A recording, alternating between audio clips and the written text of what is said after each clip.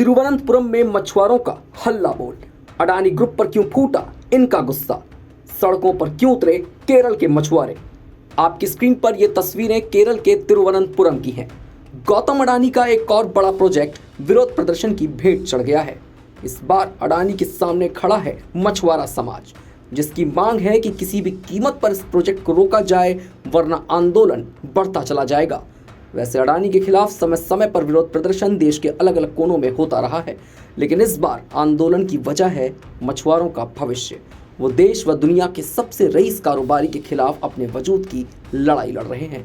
आपको बता दें कि विजंगम के समुद्र तट पर अडानी समूह का पोर्ट बन रहा है, जिसे लेकर वहां के मछुआरा समाज में काफी नाराजगी है, जिसके चलते वो लोग कई दिनों से लगातार सड़कों पर उतरकर विरोध प्रदर्शन कर पोर्ट का काम रुकवाने की मांग कर रहे हैं।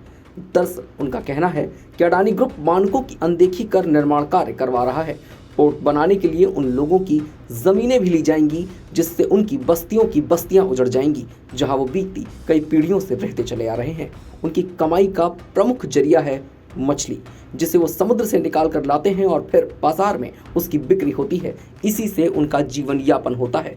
मगर पोर्ट बन जाने के बाद यहाँ समुद्र व पर्यावरण को भारी नुकसान होगा, मछलियाँ भी प्रभावित होंगी, तो कारोबार भी ठप पड़ जाएगा, जिसके चलते उनके सामने जीविका चलाना किसी चुनौती से कम नहीं होगा। मछुआरों को अपने भविष्य की चिंता सता रही है, जिसके लिए वो लोग काफी दिनों से आंदोलन कर रहे हैं, लेकिन उनकी कहीं सुनवाई नहीं हो रही। मंगलवार को उन लोगों ने समुद्र तट तक जाने वाले रास्ते पर जाम लगा दिया। साथ ही सचिवालय के सामने इकट्ठा होकर चलो विजंगम के नारे लगाए, तो वहीं युवाओं ने सरकार के खिलाफ नारे लगाते हुए बाइक रैली निकाली।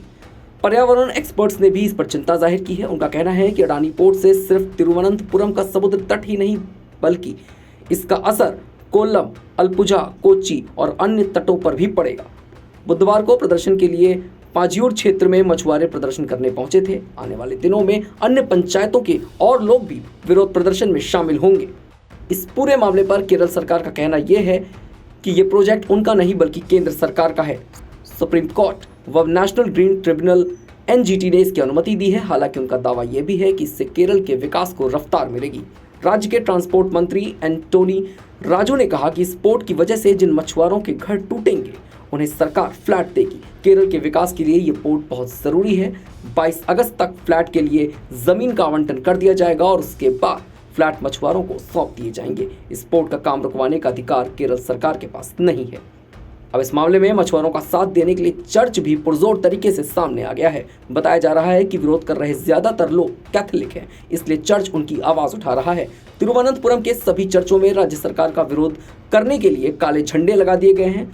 लैटिन कैथोलिक ऑर्चडेसी ने कहा कि हमारा प्रदर्शन अगस्त के अंत तक जारी रहेगा। अगर सरकार कुछ करती है तो ठीक, नहीं तो हम लोग अपने आंदोलन की रणनीति तय करेंगे। चर्च ने कहा है कि ये मछुआरों के अस्तित्व का सवाल है। ऐसी और भी खबरों के लिए जुड़े रहिए हमारे साथ और देखते रहिए वन इंडिया हिंदी।